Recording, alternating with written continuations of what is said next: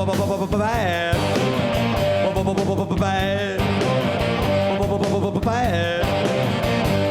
to the bone.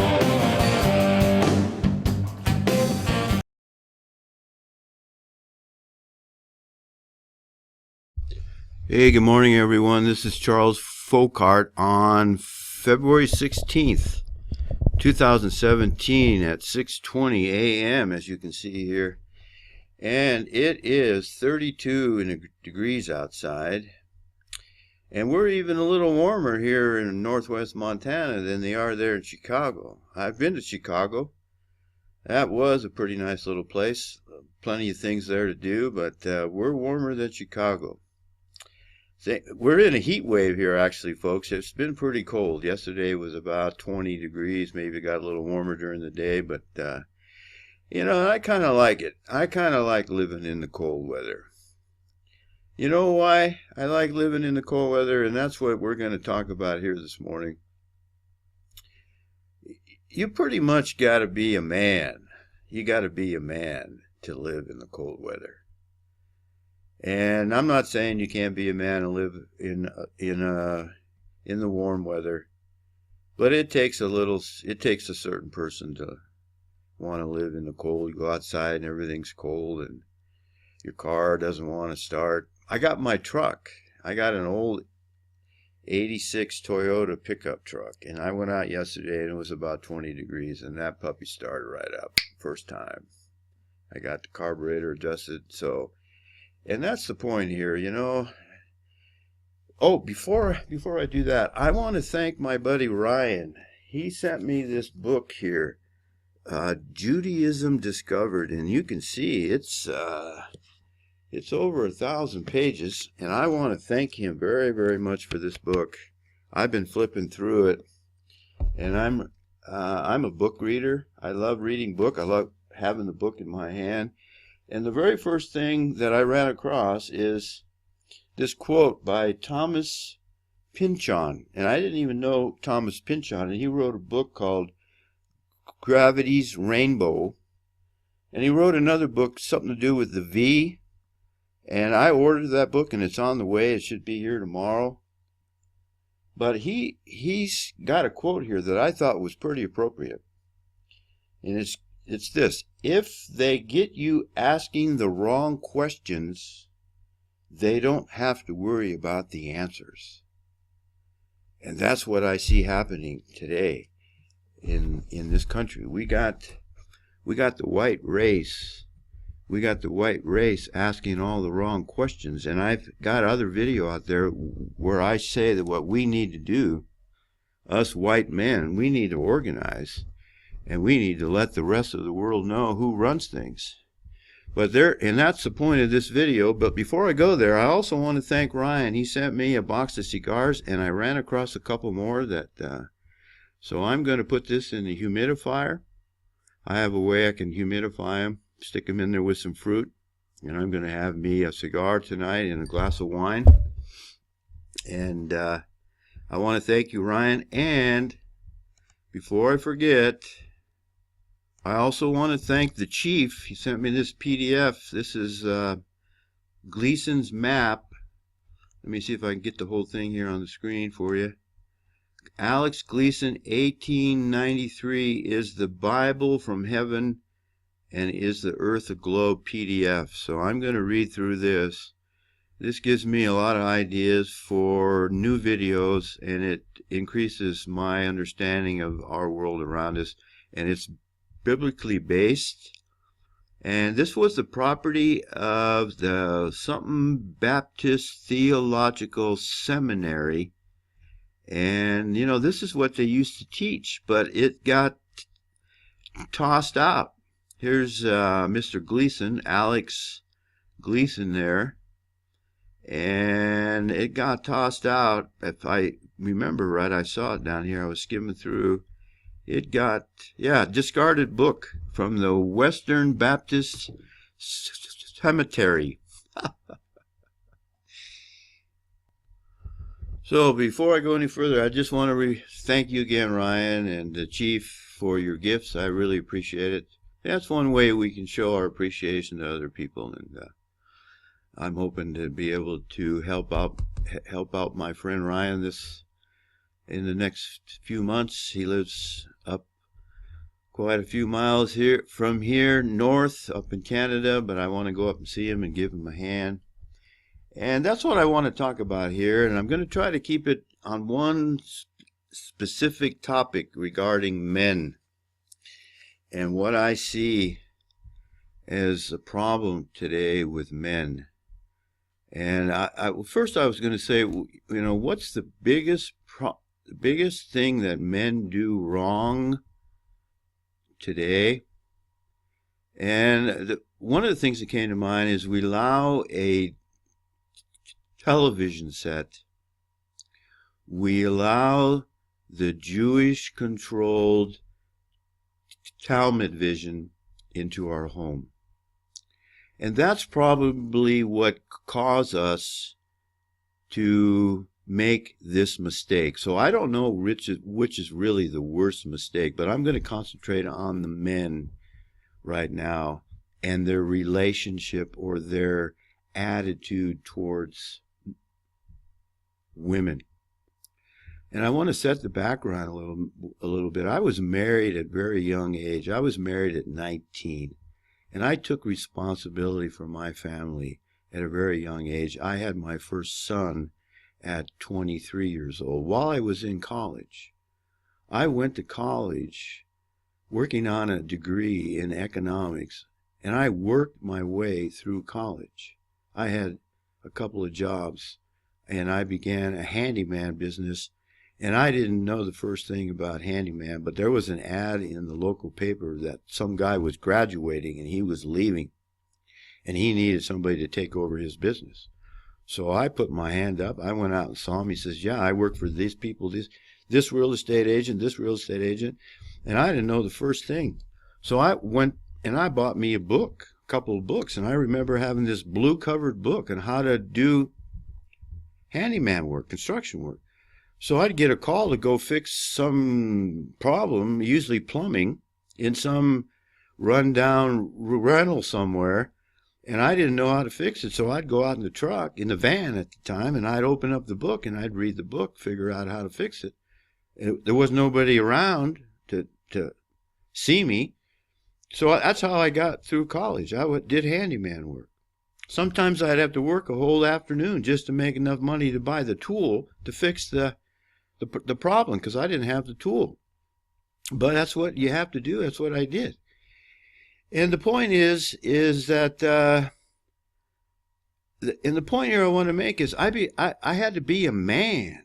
I had to be a man at a very young age. My first job for myself, self-employed, was I took a lawnmower around the neighborhood, and I cut lawns at 13 years old. And I don't see that anymore. I don't see men. But let's get to the point here. And that the biggest mistake that I see men making today is they think they got to have a woman. They just can't live without a woman. And the problem with that kind of thinking is the women know that you think you can't live without them. And so they have that power over you.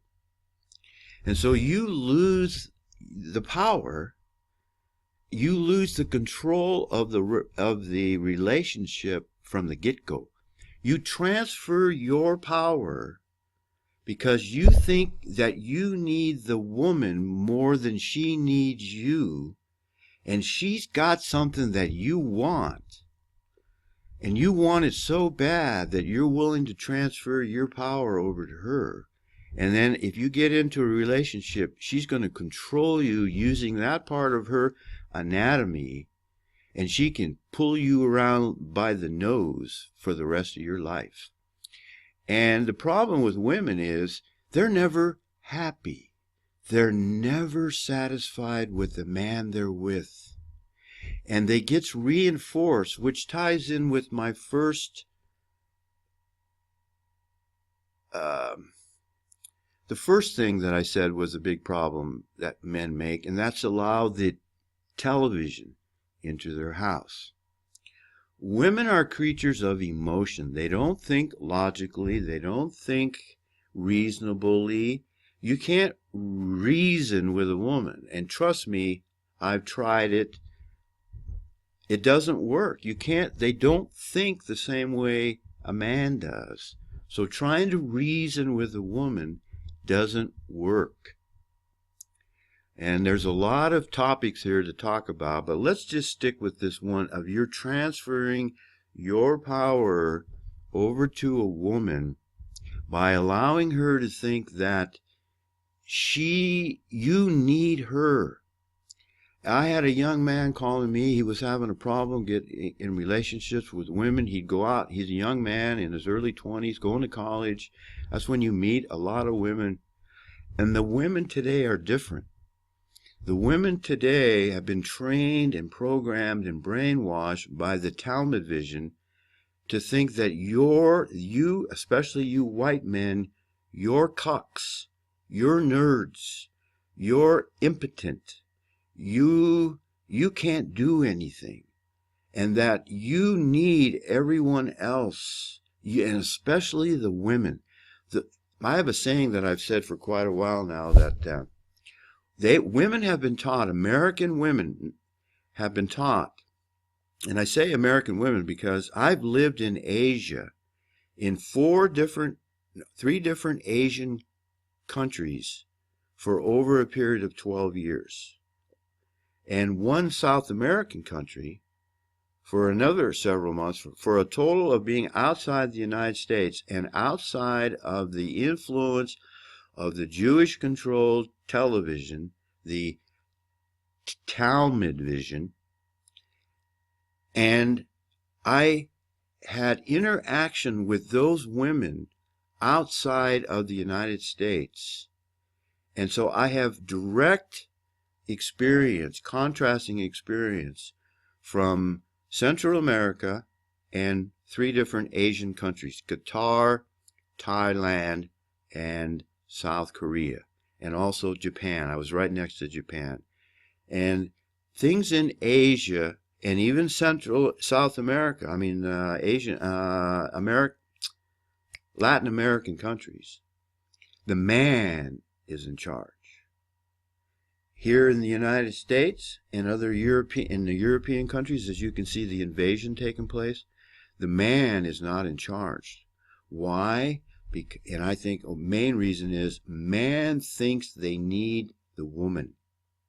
And the woman now has been empowered. And the women think they can do everything the man can do, but only better. And that's absolutely false. Women can't do everything a man can do, and they certainly can't do it better. And why would they want to? But they've been programmed to think that they don't want to be a woman anymore. They want to be a man, and that they don't need men. And the men have been trained and programmed and brainwashed to think that that the women don't need them, that the man needs the woman. So back to the young man who's calling me saying, I can't stay in a relationship with, I'm not talking sex or anything, I'm just talking about he gets rejected by these women. And he's not ugly. He's a tall fella. He's from a wealthy family. He's got money in his family. He has a good, quote, job. He is an athlete, and he's a very good athlete. So in every respect, he is a man, except for this one area. And he was talking to me, and I said, well, here's what I think you're doing wrong.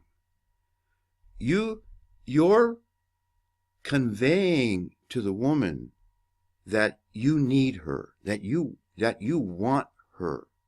that she has something that you want. So right away, you're transferring your power over to her. And you need to change your entire attitude.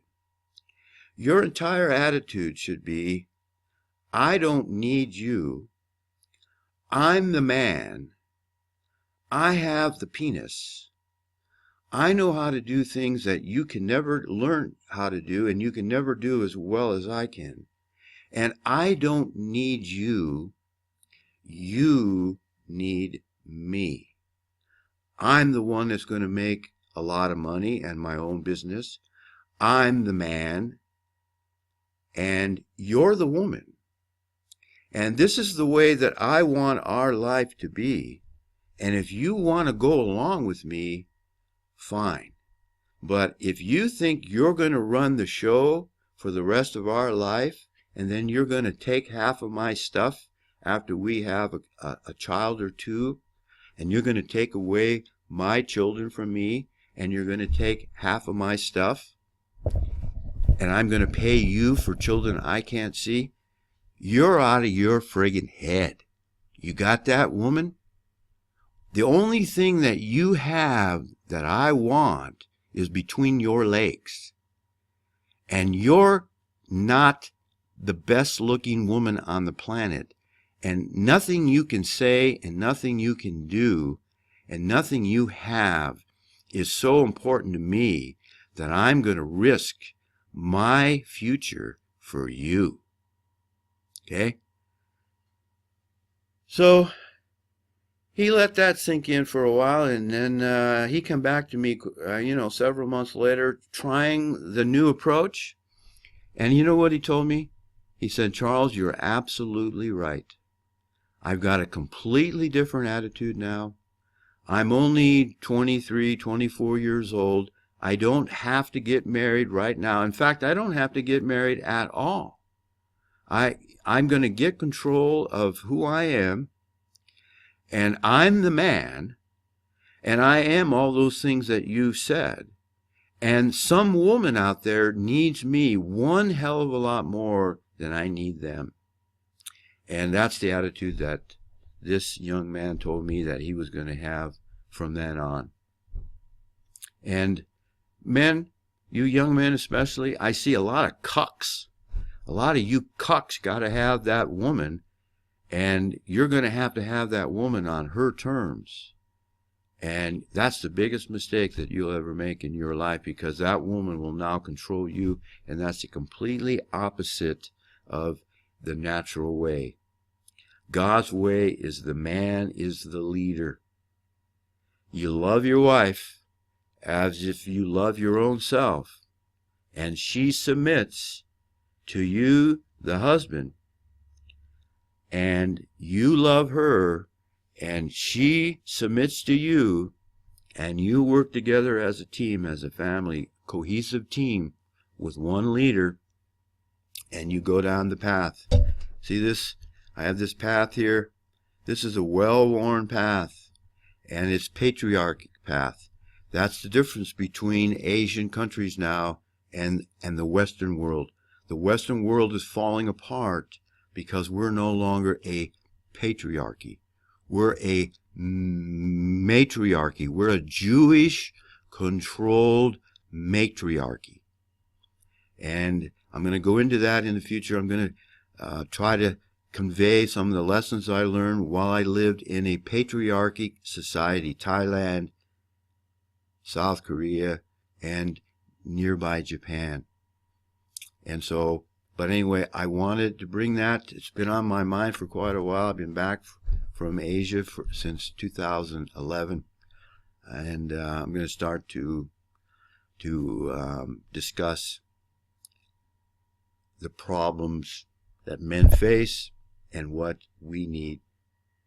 needs to be done about those problems, and what you can do as a man. I don't mean to point my finger. I'm half Italian. I like to talk with my hands, okay? So forgive me for that. Thank you for watching. Hit the like button on all my videos, because that tells YouTube that people like my videos, and it gets more exposure. I hope, And also, hey, Charles, thanks for spending your time. Could be doing a lot of other things. You know, folks, I do have a life, and there's a lot of things that I like to do. But I also like to teach, and I also like to share my experiences, especially with you younger men. So embrace the love of the truth, because it'll keep you from being deceived. And may the grace of God our Father, who set up the relationship between the man and the woman, his creation, Adam man and Eve helpmeet fit for Adam to work together as a team. And I'm going to discuss this with all you men out there that want to ignore Christianity or the Israelite identity because it's been ruined by the Judeo-Christians. Don't think that Christianity is Judeo-Christian. That's an oxymoron. That's one of the reasons you've been rejecting Christianity, and I did too. I told God, if this is the way Christianity is, you can go F yourself. I don't want anything to do with it. Okay? I've been there. I understand. But that's not what Christianity is all about. In Jesus Christ, in the Lord Jesus Christ, we have a white nationalist leader that is far head and shoulders above anybody out there that I see and anybody else that's ever lived. Jesus Christ is the white nationalist leader extraordinaire. He is the leader of the Caucasian race. He was a man. He was a man. And Scripture is full of examples of how to be a man. And we're going to go into that hopefully in the future, Lord willing. May His grace and the grace of the Lord Jesus Christ be upon us all, for we certainly need it. See ya.